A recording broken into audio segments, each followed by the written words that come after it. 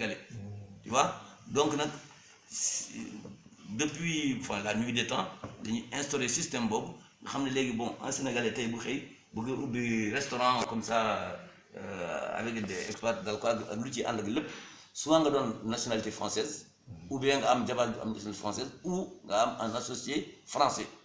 Mais boo amul donc bu dee nag sur la base donc de ton titre de séjour mënoo occuper poste boobu lu dul dem di jaay ci Tour Eiffel yi takat yi voilà. Ça c'est aussi si des choses qu'on regrette aussi au sein de la France aussi, c'est de catégoriser les gens dans des branches d'activité yi nga xam ne bon dépassé nañ ko.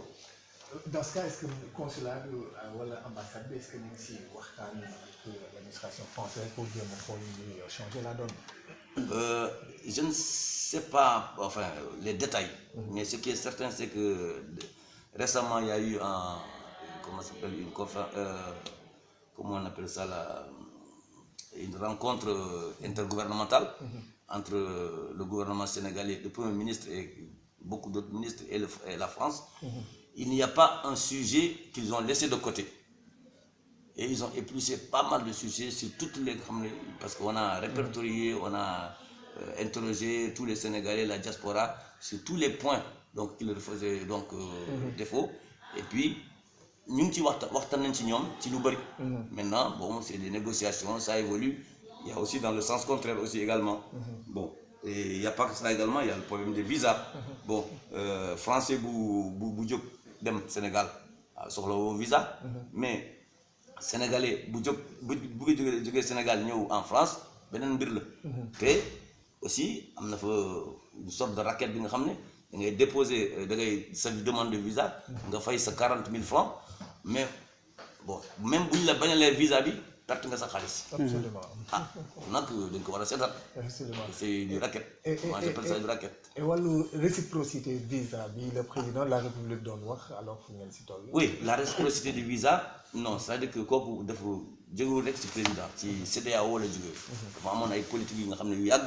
yi nga xamoon ne yoo xam ne à partir d'un certain niveau à certaines dates après les indépendances qu'on devait revoir donc la réciprocité des visas. Mais bu ñu defee réciprocité visa yi bu ñu ko appliqué jéemoon nañ ko def pendant 2 ans, mais à titre de test, mais c'était pas concluant parce que procédure bi dafa gudd et ensuite c'est contraignant et puis Sénégal vit du tourisme et ça a découragé pas mal de touristes. Donc comme aussi suñu intérêt mooy aussi jàppale suñu réew lépp li nga xam ne mooy rapporte suñu réew te le tourisme day kii moo ëpp doole. Donc ce que le tourisme rapporte est 10 fois supérieur à ce que les visas auraient pu rapporter. Et encore, nous sommes encore si nous sommes Sénégal doon jël visa, ce sont des binationaux.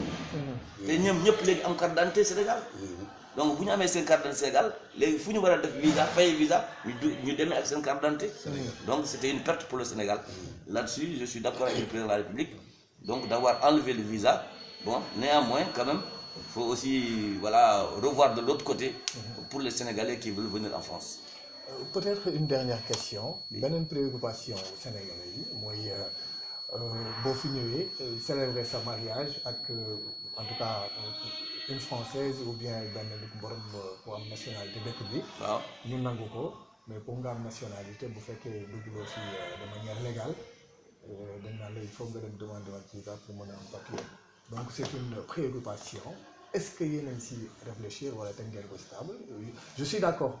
Benn convention là entre l'Union européenne et la CEDEAO. Mais bien, je laisserai au Conseil général vous répondre sur cette question. Je sais que il est beaucoup plus. Voilà. Mais votre avis là-dessus, oui. En tant que son chargé de protocole. Bon, non, je pense que bon, non, je préfère laisser cette question parce que il travaille là-dessus. Donc comme il travaille là-dessus, donc je ne veux pas aller au-devant des choses. Bon, mais c'est certain quand même que... Mais en tout cas, pour nous, il est en train de travailler là-dessus. Oui, on travaille dessus depuis longtemps, parce que les problèmes de mariage, quelque part aussi, il y a des faux mariages. Donc le fait que notre métro bi dañuy ñëwaay métro bi dañuy ban ligne ñaaw la teg soo ko nii mën na leen daal 14h30. mais ce qui est certain yow mën nga jiitu xaar ñu nga toog xaar ñu ñëw ndax day entretien consulté ba 15h30 baax na de redynamiser encore le kon ñu ñëw léegi. parce que voilà c'est deux pays qu'on waaw dañuy kon damay ñëw dañuy bàyyi ñëw léegi kon. et je suis sûr et certain qu'ils finiront par s'entendre sur tous les points. 14h30 voilà. ñi ngi ñëw 14h30 ñi ngi ñëw. également ne peut pas. yónnee ma adresse bi ñëw xool ko après ñu ñëwaat defar entretien consulté. économique qui vient bon et de l'autre côté bon on n'a pas aussi aidé donc les pays africains donc à résorber le chômage là-bas pour que gars yi bañ a ñëw donc problème yëpp foofu la quoi.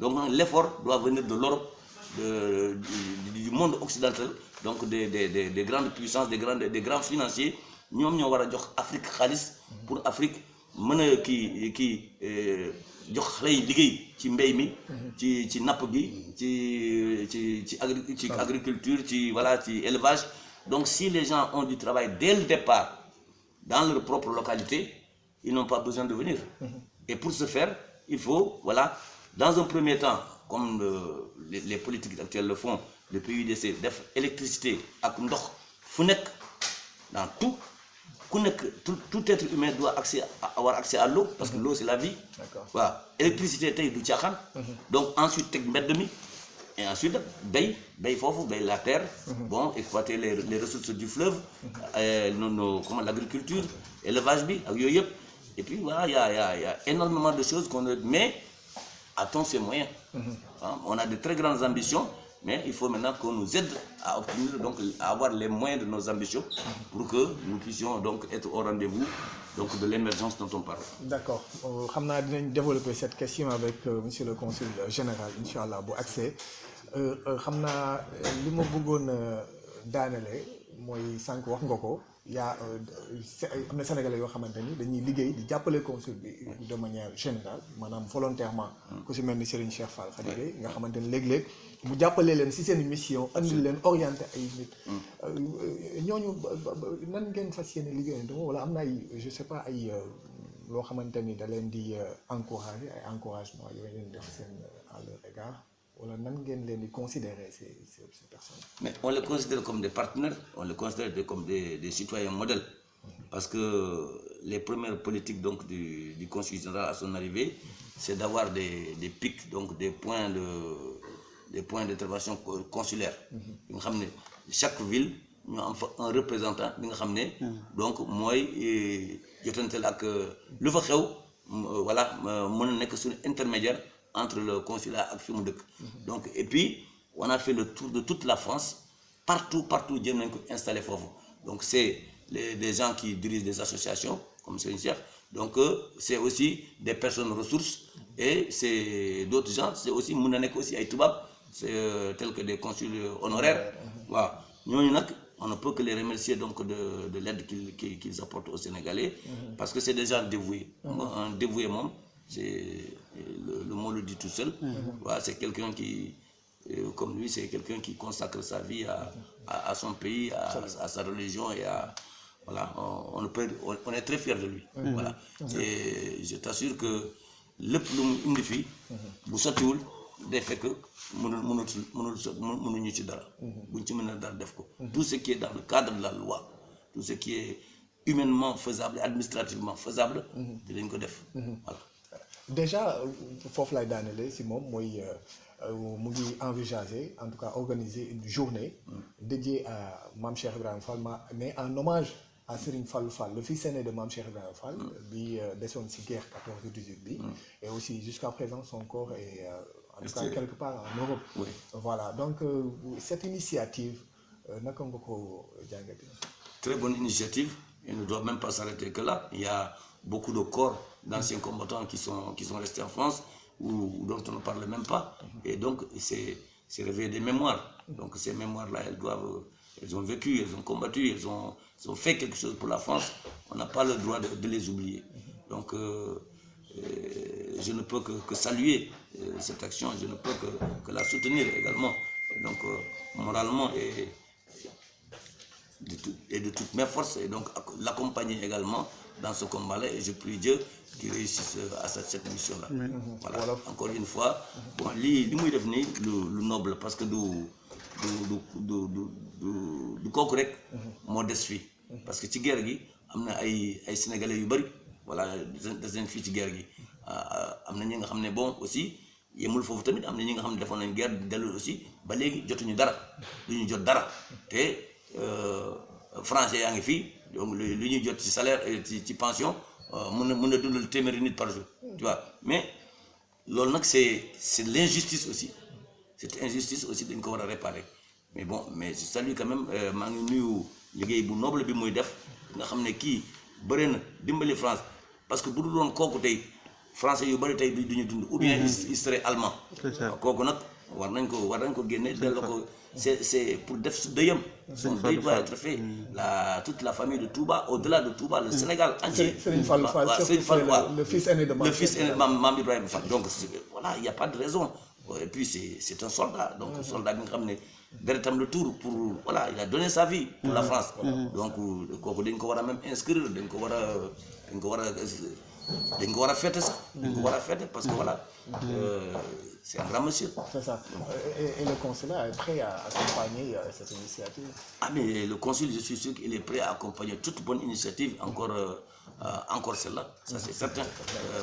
Je ne parle pas à sa place, je m'évite de parler à sa place, mais il ne pourra que faire que ça, parce qu'il ne fait que ça du matin au soir.